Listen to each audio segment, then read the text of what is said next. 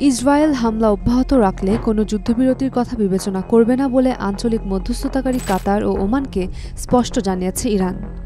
চলমান উত্তেজনার মধ্যে ইরানের এই অবস্থানে বড় সংঘাতের আশঙ্কা তৈরি হয়েছে। রবিবার 15 জুন নাম প্রকাশে অনিচ্ছুক মধ্যস্থতার আলোচনা সংশ্লিষ্ট এক কর্মকর্তা এই তথ্য জানান। তিনি বলেন, কাতার ও ওমানকে ইরান স্পষ্টভাবে জানিয়ে দিয়েছে তারা কেবল তখনই বাস্তবিক অর্থে আলোচনায় বসবে যখন ইসরায়েলের চালানো হামলার জবাব সম্পূর্ণ হবে। সূত্রের বরাত দিয়ে আন্তর্জাতিক সংবাদ মাধ্যম রয়টার্সে বলা হয়েছে, ইরান বর্তমান পরিস্থিতিতে যে কোনো যুদ্ধবিরতির প্রস্তাব কঠোরভাবে প্রত্যাখ্যান করেছে। এর আগে শুক্রবার 14 জুন ভোরে ইসরায়েল একটি আকস্মিক হামলা শুরু করে।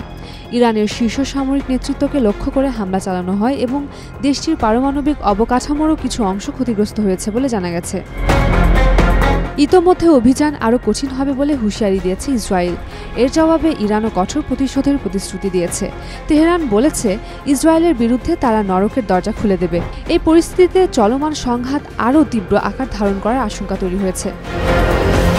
এদিকে কিছু গণমাধ্যমে বলা হয়েছিল, পারমাণবিক আলোচনা পুনরায় শুরু করার জন্য কাতার ও ওমানকে মধ্যস্থতাকারী হিসেবে যুক্তরাষ্ট্রকে যুক্ত করতে বলেছে ইরান। এই সংবাদ সঠিক নয় বলে জানান নাম প্রকাশ না করা ওই কর্মকর্তা। তবে এই বিষয়ে কোনো প্রতিক্রিয়া জানায়নি ইরান, কাতার ও ওমানের পররাষ্ট্র মন্ত্রণালয়। উম্মেরুম্মান ক্রান্তি, Daily Sun. For more updates, follow us on Facebook, subscribe our YouTube channel, get the latest update on www.daily-sun.com.